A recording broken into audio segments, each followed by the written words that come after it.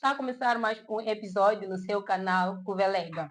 Sou Crisna Machava, passo mais uma vez na vossa telinha trazendo um tópico super importante. É algo que não é muito falado na nossa sociedade, mas decidi trazer para vocês porque é algo que afeta a saúde reprodutiva da mulher. E para falar desse tópico, não mais poderia trazer alguém que entende mais sobre o assunto. Olá, Lucy. Olá, eu sou a Lucy Kailo, sou empreendedora, sou consultora capilar e também sou portadora da endometriose. Bom, eu tenho a endometriose já há algum tempo, fui diagnosticada há 2 anos, mas eu estou doente desde os meus 12 anos, agora tenho 26 anos. Quando eu comecei a ficar doente, aos meus 12 anos, eu tive ascite, que é uma doença também rara, que caracteriza-se pelo acúmulo, né, de líquidos na cavidade peritoneal, que é a barriga. Então, a tua barriga cresce. Na altura foi chocante porque muita gente não sabia que existia a doença, nem os médicos, todos ficaram espantados como é que eu tive a doença muito nova. Eu tinha por aí 13 anos, se não estou em erro. E tudo bem, mediquei, melhorei. Só que eu já estava a ver o meu período menstrual e em 2013, em meados, eu comecei a ver o período 2 vezes ao mês. Eu via o período 2 vezes ao mês, o mês seguinte podia não ver ou podia ver, até que chegou uma altura que eu começava a ver o período 2 vezes, eu ficava 2 meses sem ver. Espera, 2 vezes no mesmo mês. 2 vezes no mesmo mês e depois ficou lá 2 meses sem ver período, até que parei de ver período. Não sei quando exatamente eu parei de ver período, mas foi exatamente em 2013. Nesse processo todo eu começava já a ter corrimento muito forte, que era um corrimento de todos os dias. Quando percebi que já não via o período, para do corrimento eu tinha cólicas menstruais, cólicas muito fortes, que quando chegasse aquela época que tinha que ver o período, eu não saía da cama, não fazia nada por conta das cólicas. Então, eu fui ao ginecologista várias vezes, fiz vários exames para o corrimento, fiz vários tratamentos para o corrimento. Só ficava bem uma semana, a outra semana o corrimento já voltava. Praticamente eu via corrimento todos os dias. E nessa fase, o que os médicos diziam para justificar o que tu passavas? Não diziam nada concreto. A cada exame que eu ia lá fazer, a única palavra que saía era tem escorrimento e davam-me a medicação. Até que numa das vezes, quando eu fui fazer lá a recolha, né, do corrimento, a enfermeira viu o meu útero e disse: esse útero não está normal, nunca vi um útero assim. Mas felizmente eu sofri uma negligência médica. O médico não levou isso em consideração, simplesmente fez a recolha do corrimento e foi fazer um exame. E o resultado desse exame foi o mais chocante da minha vida, porque disseram que eu tinha gonorreia, que é uma DTS. E era impossível eu ter gonorreia. Com 13 anos. Já tinha por aí 14 ou 15 anos. E nós sabemos que gonorreia é uma doença de transmissão sexual. E acredito que nesse tempo não tinhas começado. Sim. Essa atividade. Então, foi uma época muito chata. Eu comecei a medicar para a gonorreia, mas quanto mais eu medicava, as cólicas pioravam. Eu passava muito mal, até que eu parei a medicação. Depois disso, as dores foram melhorando, mas eu continuava com as cólicas diárias, o corrimento diário, até que fiz os meus 17 anos, terminei o ensino secundário e tinha que ir à faculdade, né? Fui à faculdade. Quando eu fiz meu primeiro ano, eu continuava com aquelas dores, as cólicas. Eu chamava de dose diária, porque eu acordava, sentia dores, daí que eu podia ir viver. Antes de eu sentir a dor, não podia sair da cama. Então, no final do ano de 2016, eu passei mal. Levaram-me ao hospital e descobrimos que estava com ascite de novo. Na primeira vez que eu tive ascite, nós não tivemos muita informação sobre a doença. Ou nós descobrimos que a ascite não é uma doença por si só. Tens que ter uma doença para fazer surgir a ascite. Uma doença combinada, nesse caso. Exatamente. Ela vem através de uma outra doença. Então, aí eu já tinha a oportunidade de ir a clínicas. Fui à clínica e fiz lá exames e a médica viu que realmente o meu útero estava deformado. Tinha lá um aspecto muito diferente. Então, fizemos lá os exames, deu que eu tinha tuberculose genital. Enquanto que na primeira vez que tive ascite, suspeitaram que eu tinha tuberculose abdominal. Então fiz o tratamento de novo da tuberculose, fiz um outro exame que viram dentro do útero para poder entender por que o útero estava deformado. Foi quando diagnosticaram-me com síndrome de Ashman, que são sinéquias uterinas. É como se fossem pequenas teias de aranha dentro do útero. Então, logo presumimos que eu não havia período por conta disso. Falaste do síndrome de Ashman. Quais são os sintomas que deixam claro que é esse síndrome? Porque aí já tiveste vários diagnósticos até chegarmos a isso. O que eles fez eles entenderem que seria além das partículas? Como é que essas teias surgem? Eles explicaram algo sobre isso? A síndrome de Ashman, na verdade, surge quando tu sofres abortos, principalmente esses nossos abortos clandestinos, né? Quando sofres algum tipo de aborto, algum tipo de lesão dentro do útero. Mas eu não havia sofrido nenhum tipo de aborto. Nunca tinha ficado grávida, já nem via período, nem nada. Então, foi complicado também saber por que eu tive a síndrome de Ashman. Até hoje não sei por que eu tive ou por que eu tenho, né? Porque não sei se ainda tenho ou não. Então, fui medicando, mas as cólicas horríveis continuavam. Quanto mais tempo passava, vinham outros sintomas. Além da cólica, comecei a ter problema do joelho. O joelho doía muito, eu não conseguia pisar o chão, era muito doloroso. Comecei a ter enxaquecas fortes, a vista doía muito. E no meio disso tudo, fui também desenvolvendo problemas emocionais. Tive a depressão. Continuei com a minha ida, né, aos hospitais, médicos, sempre era o mesmo resultado. Como já sabiam que eu tinha a síndrome de Ashman, todos agora corriam a isso.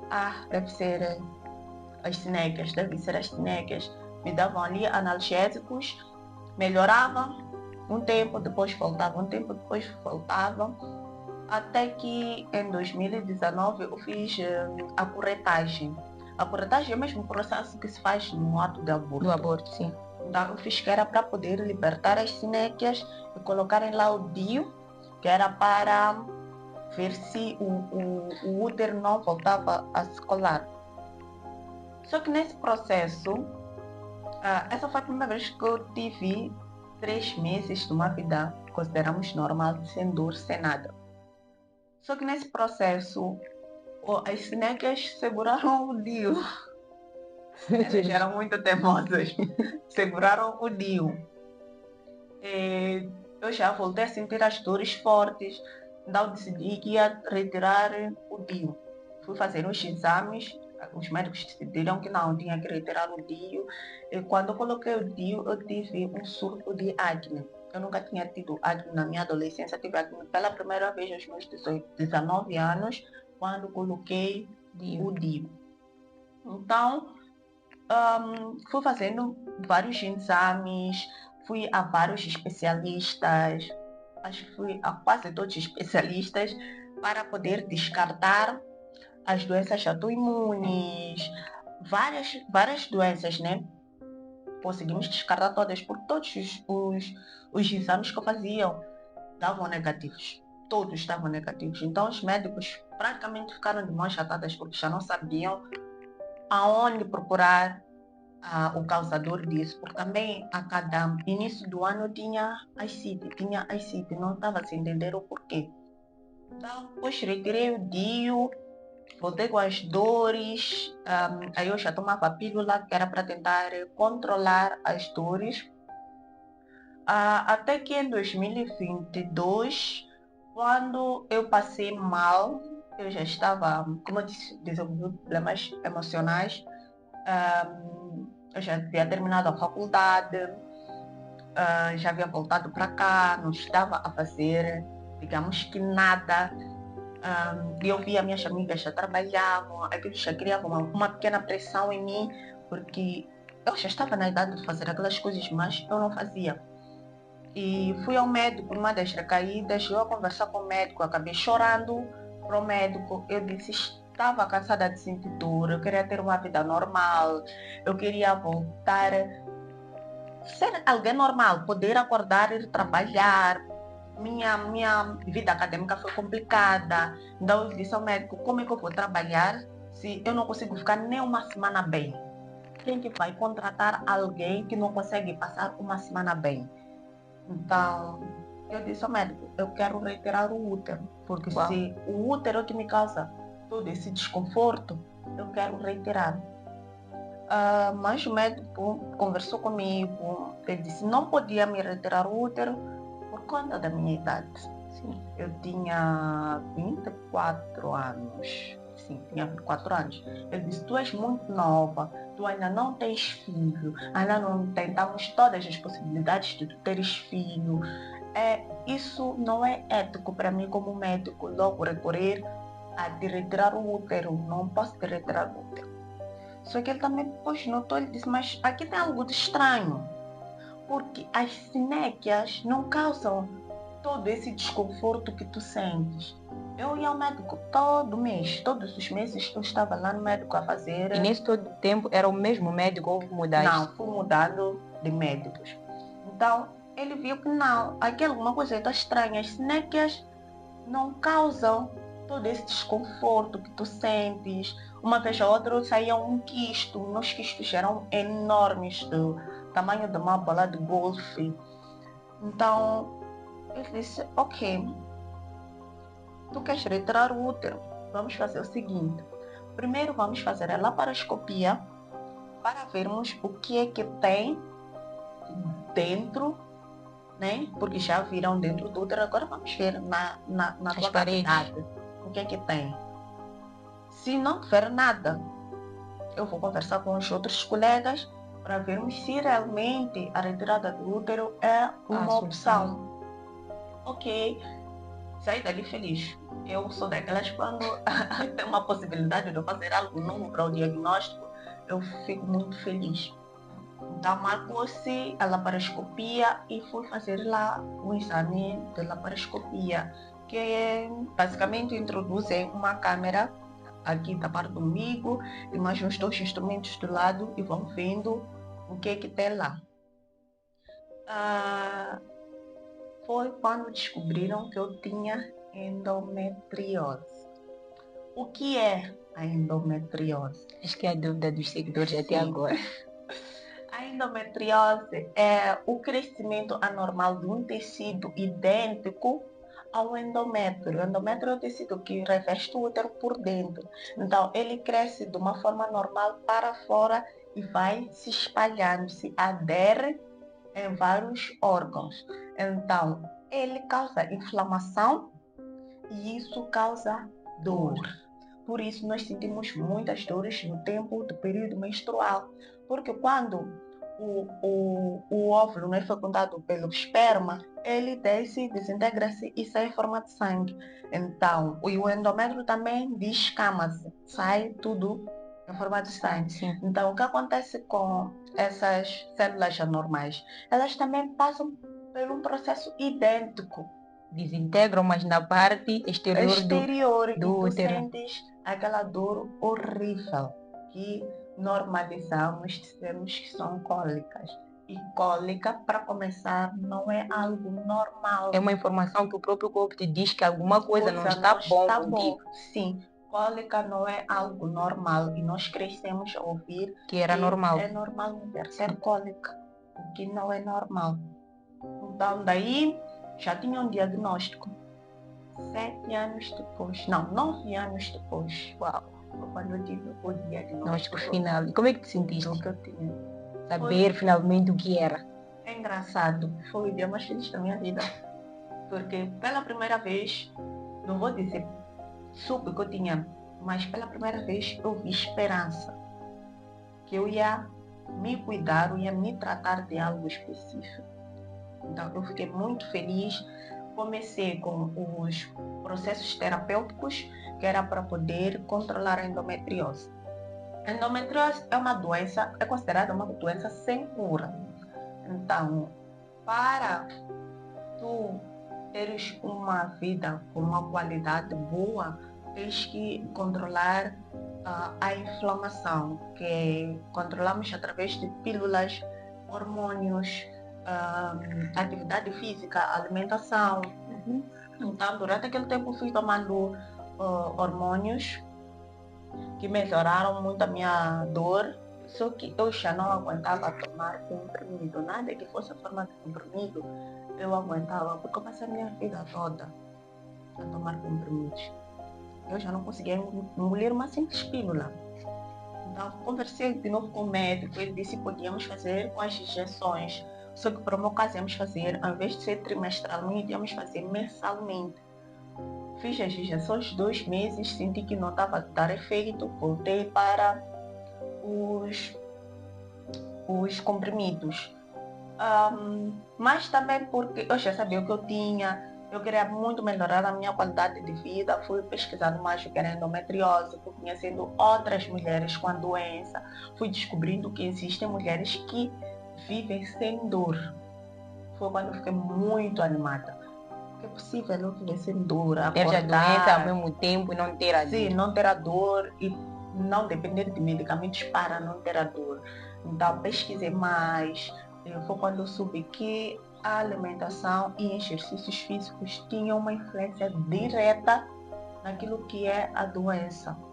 Então comecei a fazer exercícios, eu já fazia exercícios físicos, mas de uma forma mais desregulada. Sim, porque também foi difícil fazer exercícios físicos. Eu sentia muita dor, parava, mas nunca desisti. Então, fui fazendo exercícios físicos. O médico também sempre procurava ter mais informação sobre a doença. O que acontece aqui no nosso país é que muitos médicos nem têm informação sobre a própria doença. Então, é difícil tu ajudares alguém se tu também não tens informação. Se não sabes o que é. Exatamente. Então, só que ano passado, 2023, eu tive uma pequena crise. Foi uma crise de nada, mas eu já estava meio dramática e eu não queria sentir dor por nada na minha vida. Eu conversei com o médico, tipo, não, estou com dores. Ele disse, ok, vamos ver o que se passa. Fizemos de novo a laparoscopia. Porque era suposto, com a medicação que eu estava a ter, não sentir nenhum pingo de dor. Então, fiz a segunda laparoscopia. O médico convidou um médico cirurgião para poder lhe acompanhar e entenderem mais o que estava acontecendo. E ter segunda opinião. Sim.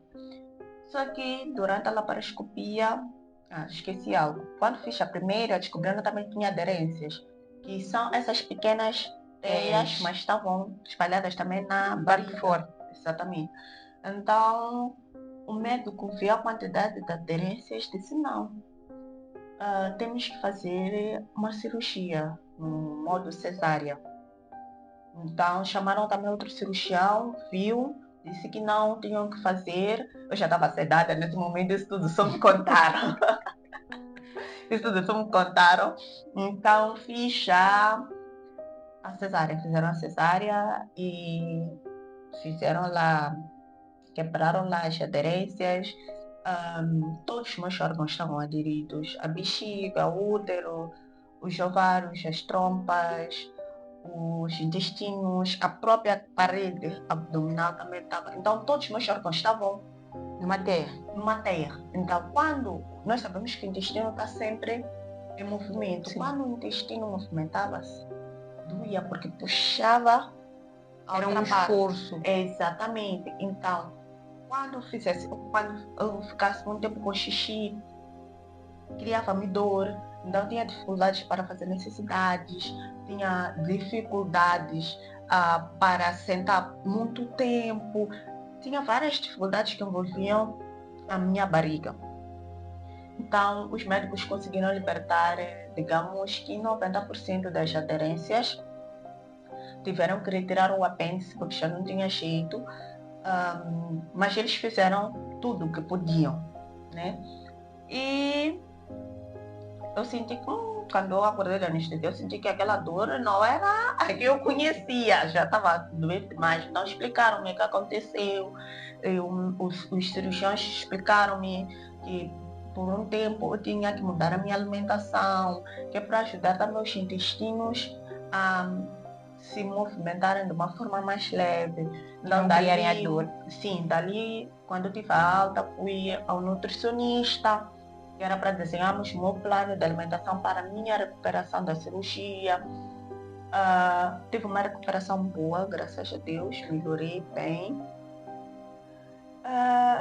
E desde lá eu não sentia dores. Eu me exercitava, comecei a ir ao ginásio, fiquei uma gym lover.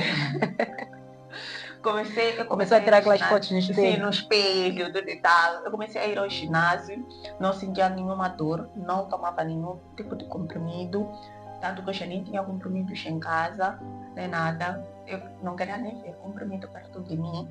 Bastava ver a vida que eu sempre pedia a Deus. Eu lembro que às vezes quando eu tinha recaída eu chorava, eu dizia a Deus, mas por quê? Eu te peço 24 horas sem dor, eu só quero ter uma vida normal, nem que seja para eu ficar 24 horas sem sentir uma dor, e Deus me deu mais que 24 horas, me deu um ano. Por negligência minha, há uns meses, fiquei um mês sem treinos. Você vai ser muito tempo de exercício. Saíste da rotina? Saí da minha rotina. E adivinha o que aconteceu? Dores. O que aconteceu é que eu voltei a ter dores. E agora estou mais ciente do que está acontecendo. Eu sei que já sabes que tens endometriose. Tenho endometriose. Já sabes como é que tens que cuidar. Exatamente. E sai da rotina e também já sabes que as dores voltam. Era uma coisa que eu nunca havia testado. Aconteceu desta vez. Eu sei que exercícios físicos são a minha cura. A endometriose não tem cura, mas tu podes ter uma vida de qualidade, uma vida sem dor, uma vida sem comprimidos, tendo endometriose. Não é fácil, é muito difícil porque no início dói, mas a recompensa é bem melhor. A tua história é muito linda e é de muita superação. Ainda és muito jovem e vives com uma doença que não é comum. Acredito que pode ser comum para a sociedade, para muitas mulheres, mas é algo talvez a nossa sociedade não está balizada, não está a par. Algumas mulheres podem estar a sofrer e não saber que é a endometriose. Falavas que tomas pílulas e suplementos. Queria saber mais sobre as pílulas, se são fáceis de serem adquiridas, porque temos situações de mulheres que podem passar por essa situação e forem diagnosticadas ao endometriose. Como é que elas podem fazer? A quem podem procurar? A que especialista podem ir? Porque eu posso estar em casa, posso estar em casa, me identifico com a tua história. Tenho as cólicas, que foi o primeiro sinal. Tenho o meu período também que vem, às vezes não vem, já não estou a ver período e não consigo ter uma vida normal. A pessoa escuta o teu depoimento, quer dizer, é o endometriose. Quem ela pode recorrer em termos médicos, especialista? Que tipo de especialista ela pode ter?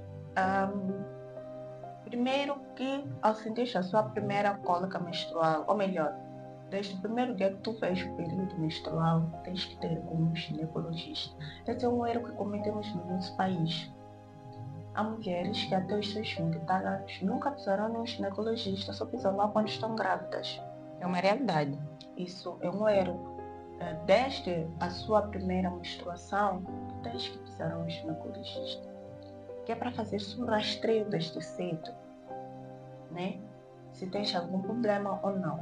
Se tu já estás com esses sintomas, procure um ginecologista.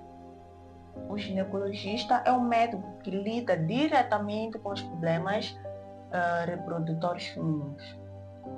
Em outras palavras, dizes que desde que sentiste os problemas aos 13 anos, foram consultas diárias e recorrentes com um ginecologista. Ok. E falou muito do médico, o que foi, te deu o diagnóstico. E para mim acho que seria muito importante, de forma a ajudarmos as outras mulheres que estão a nos assistir, partilhar o nome e partilhar talvez o hospital onde ele trabalha, para facilitar e falar mais sobre os suplementos e as pílulas. Porque é alguma coisa que talvez em algum momento elas, quando tiverem assistir, vão se perguntar que tipo de pílula. Nós sabemos que tomamos aquela pílula que nos dão na Modefa, que compramos em qualquer farmácia. Elas podem estar a confundir com isso.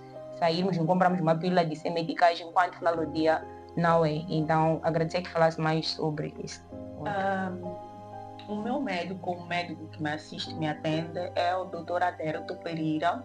Ele, pelo que eu saiba, trabalha em 3 hospitais.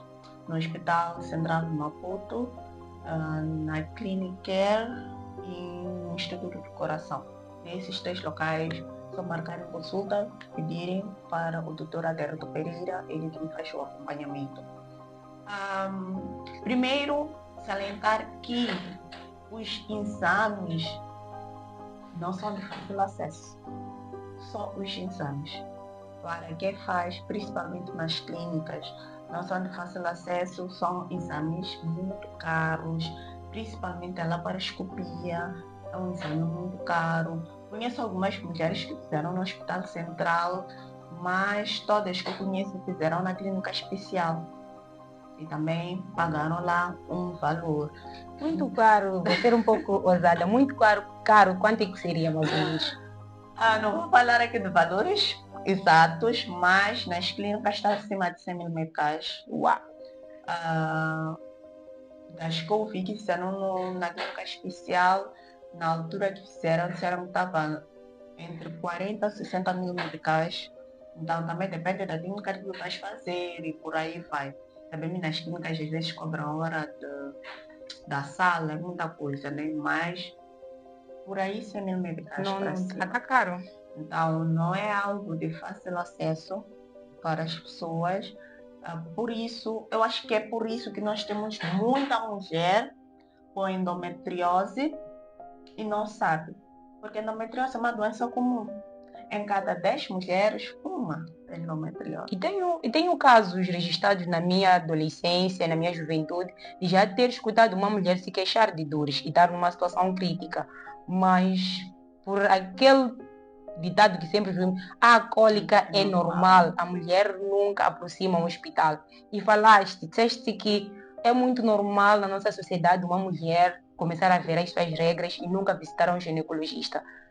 Nós sabemos como é que está a nossa saúde reprodutiva, sabemos como é que são os nossos hospitais. Às vezes tivemos já a Modefa na altura e a Geração Bis no tempo que eu cresci, e podias ter fácil acesso a um ginecologista. É algo que talvez muitas não têm informação de como ter acesso.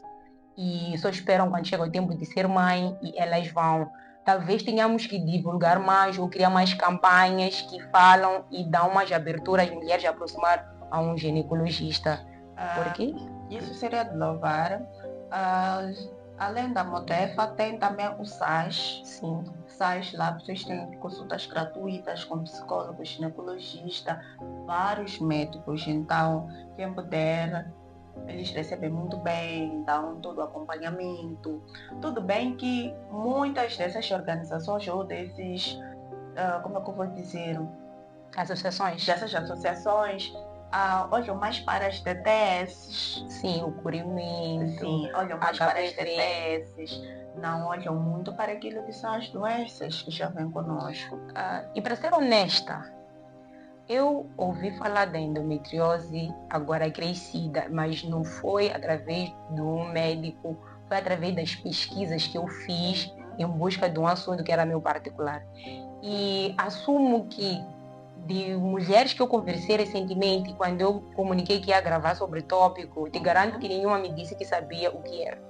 Praticamente é uma doença que não é comum e eu mesmo tendo participado da SAIS, da geração BIS, e me recordo que na altura não se falava sobre isso, apenas falava só do HIV, o corrimento, às vezes o HPV. É algo que eu acho que temos que começar a falar abertamente e eu gosto muito da tua vontade de falar abertamente, porque vi nas tuas páginas a contar na primeira pessoa quem é Lucy Kyle, que é uma mulher portadora de endometriose. Essa vontade que tens de falar para as pessoas é o que vai despertar, acredito, a cada mulher que está lá em casa sobre a doença.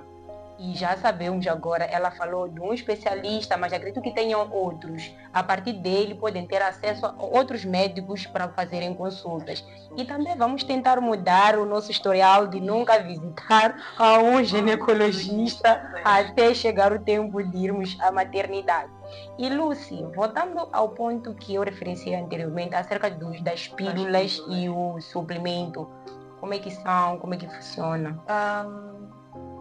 Falando da minha experiência, nunca tive pílulas gratuitas, nunca tive a medicação gratuita. Sempre tive que comprar a minha medicação. De todas as pílulas que fui receitada, vou dar aqui a margem dos preços. São de 600 meticais a 2.500 meticais. Mas estão disponíveis em qualquer farmácia ou são difíceis de adquirir? As de fácil acesso são essas de 600 a 1.000 meticais. Consegues encontrar de forma bem acessível. Mas as outras já são um pouquinho difíceis. E, infelizmente, algumas mulheres não conseguem escutar socorro. Eu sou aquela que o corpo rejeita.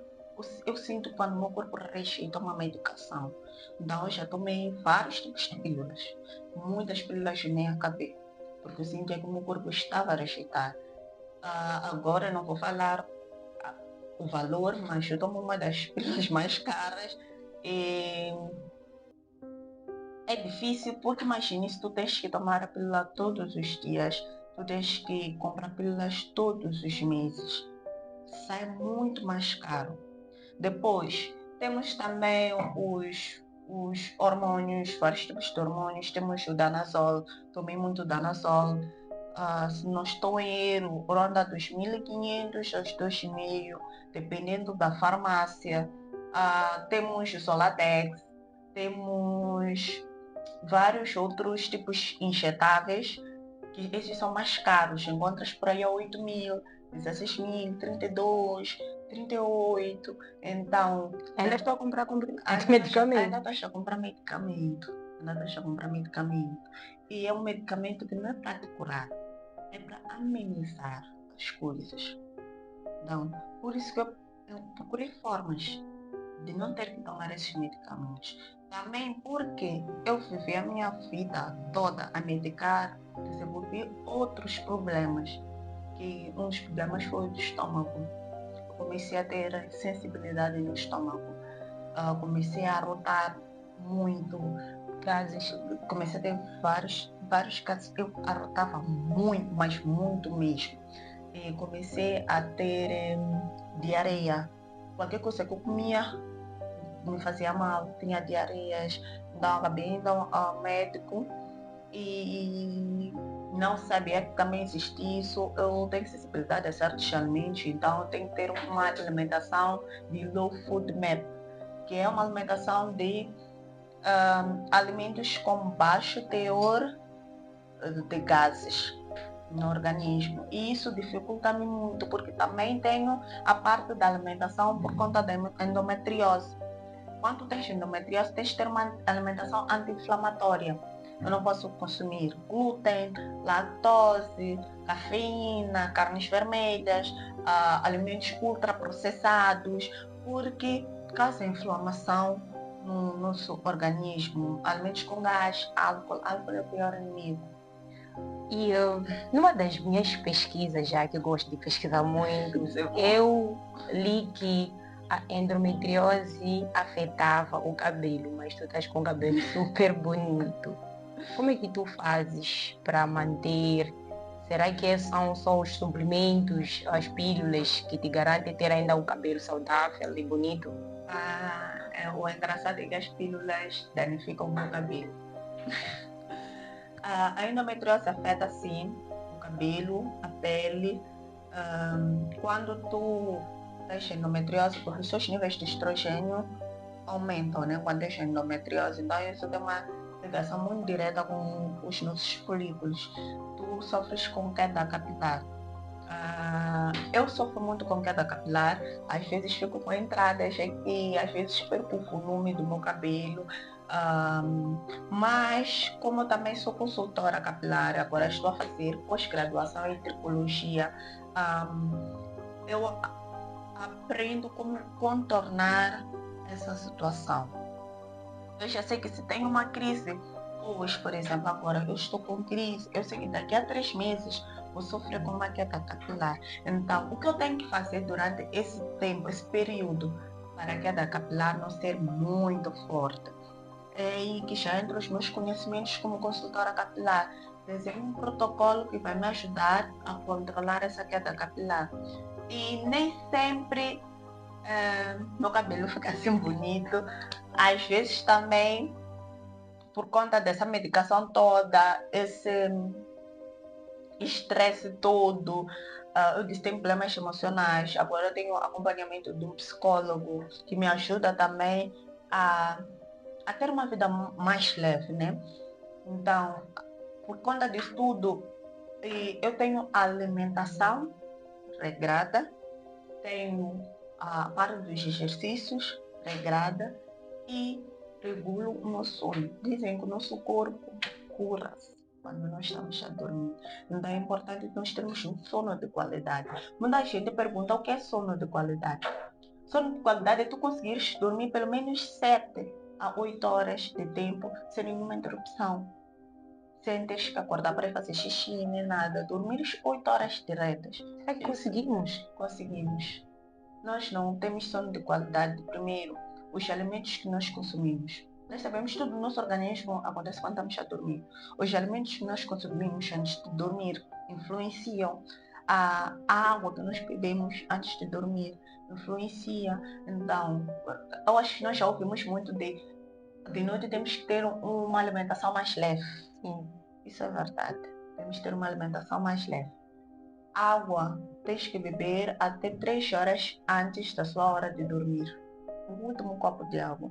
Eu durmo, por exemplo, às 21h30. Então, eu faço de tudo para ter 18 horas, 18h30. Eu já não beber água. Não significa que todos os dias a Lucy dorme 21h30. Tento dormir 21h30. E acorda? Acordo às 5. Ok, Lucy. Acordo às 5. Foi falando, disse que a tua faculdade foi difícil por causa das dores, da endometriose. Agora vem minha curiosidade por saber, já tens 26 anos e sei que estás a trabalhar. Como é que é uma mulher no trabalho com endometriose? Como é que tem sido o teu dia a dia indo trabalhar? Como é que tu vês essa realidade? Essa é uma parte que não vou contar muito da minha experiência, porque eu não tenho uma grande experiência em endometriose e área de trabalho, né? Mas primeiro, como eu havia dito, eu disse ao meu médico que eu não conseguia nem procurar emprego por conta da minha doença. Mas tenho convivido com mulheres que têm endometriose e que trabalham já faz tempo. E o que elas contam é que é muito difícil. Primeiro porque os colegas não entendem que ela está doente. Os colegas pensam que é só uma cólica que vai passar. Depois, quando chega esse período, nós temos muita dor na coluna, nos pés, algumas inflamam os pés, inflamam o corpo todo. E não é fácil passar horas sentada numa cadeira. E quando elas reclamam, nunca tem aquele apoio, porque acham que é só um capricho. É só mais um capricho de mulher. como o chocolate vai passar, porque eu sou um mimo, teu namorado vai passar, mas não é bem assim. E muitas mulheres que têm endometriose acabam tendo dificuldades para permanecer no trabalho. Acabam pulando de trabalho para trabalho, porque primeiro ela não aguenta aquela carga horária. Segundo, os próprios donos das empresas acabam, quando querem diminuir o pessoal, a primeira pessoa que diminui é quem? Porque ela não está a performar bem. Exatamente. Comparando as outras pessoas. Nós precisamos ter mais empatia com quem tem endometriose. Se nós conseguíssemos deixar criar pelo menos uma lei que proteja a mulher que tem endometriose. Naqueles dias de período menstrual são os mais críticos. A mulher precisa de uma licença naqueles dias. Ficar em casa, descansar. Você não imagina, tu ficas com barriga de uma mulher grávida de 3 meses em apenas 2 dias.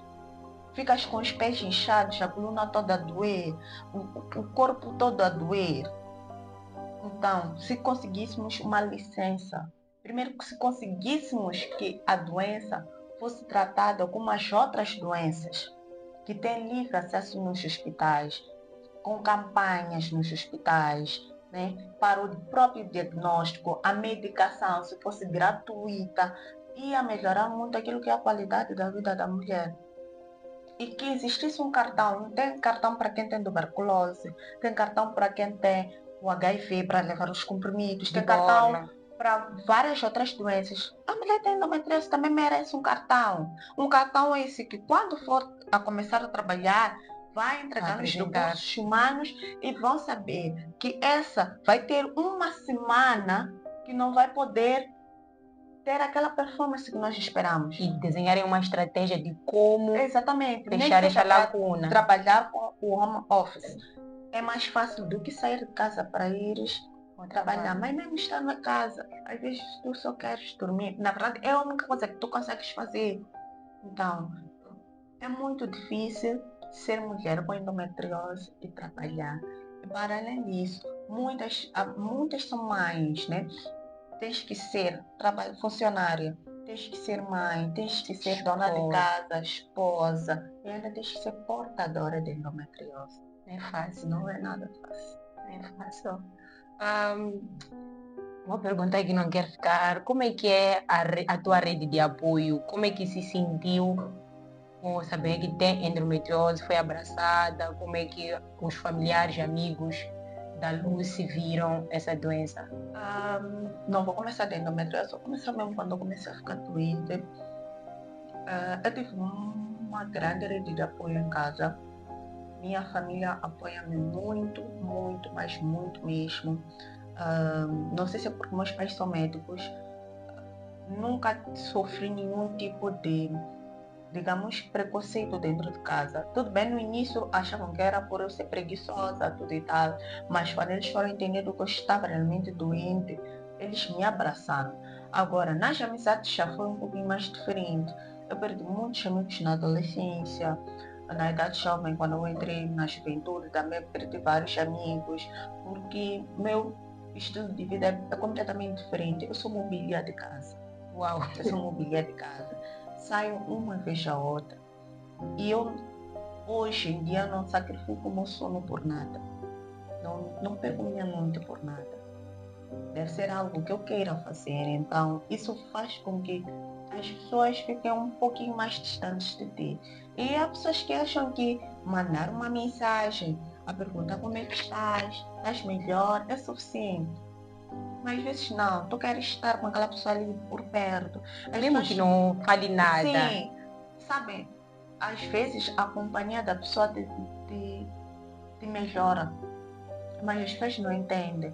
Nós sabemos que temos uma vida corrida, mas será que tu não tens 30 minutos do seu tempo para ir visitar um amigo que não está bem? Num sábado, num domingo.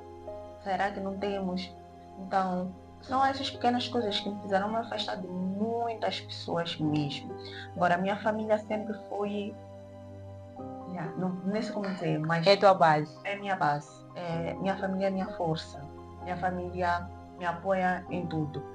Tanto que eles sempre me dizem, eu tinha um pouquinho de receio de falar da minha doença em público, mas eles são aqueles que estão sempre, fala, estás a ajudar muitas pessoas. Recentemente passamos o dia internacional da endometriose e eles estiveram ali, não, vai, conversar com as pessoas, ajuda, Partilha. tu és capaz disso, tu já tens experiência nisso, não tenha medo, não tenha vergonha. Eles estão sempre ali, sempre partilham as coisas nas redes, sempre falam com as pessoas. Eu lembro, minha irmã teve uma amiga que teve também a ICIT e síndrome de Ashman, que Deus já tenha, ela perdeu a vida, mas quando minha irmã soube que ela tinha isso, ela criou um link entre nós as duas, nós ficamos tão amigas, conversávamos, partilhávamos as coisas. Então, é muito importante ter uma rede de apoio muito forte mesmo, porque as pessoas de fora nunca vão te entender. É importante as pessoas de dentro te entenderem. Eu, sendo sincera, me contive, porque é uma história muito, mesmo como já disse, bonita e não é uma coisa fácil. Eu, primeiro, admiro a tua coragem.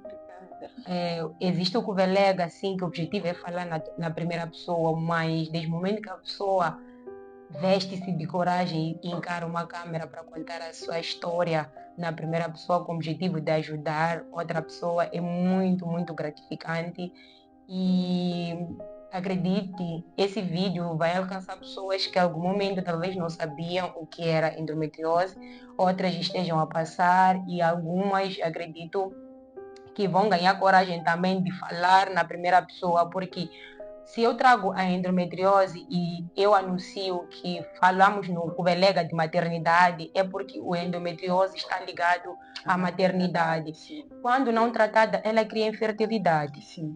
Falamos aqui da tua situação, tens teias, são doenças que estão a afetar um útero, onde a criança também vem de um útero. Então, para mim, muito obrigada por teres aceito o convite de estar aqui conosco. E antes de fecharmos, pedia a ti para deixar algumas palavras para os nossos seguidores lá em casa. Primeiro, para mulheres, vão ao ginecologista pelo menos uma vez ao ano. Não espera sentir dor, não espera ter algum problema, vai ao ginecologista. Como faça exames de rotina, vai ao ginecologista. Para quem vive próximo de alguém que tenha alguma doença ginecológica, seja endometriose, seja a SOP, seja qualquer outro tipo de doença, apoia essa pessoa, porque é muito difícil conviver com dor. É muito difícil mesmo. Então, é importante nós apoiarmos as pessoas, termos empatia com as pessoas. Ninguém é preguiçoso ao ponto de não querer sair da cama, nem para comer. Não existe isso. Então, ajudem aquelas pessoas a passarem por aquele momento crítico. Então, é importante que tenhamos esse apoio, que tenhamos médicos, né, que nos ajudem a encontrar uma solução para essa doença, a conviver de uma forma mais normal. Não gosto de usar essa palavra, mas vou usar. Vivermos de uma forma normal. Quem tem endometriose, não tenha medo das dores. Comece a praticar exercícios físicos, mude a sua alimentação. Vais passar uns 3, 4 meses de dores, mas depois tu nem vais depender mais de comprimidos. Se eu posso, tu também podes. Eu gosto muito dessa frase. Se tu podes, eu também posso. Se eu posso, É tu verdade. também podes. Então, não limite-se a comprimidos. Tá, muito obrigada. Obrigada eu pelo convite. Queridos seguidores, essa é mais uma história. Assistam até o fim. Até o próximo episódio.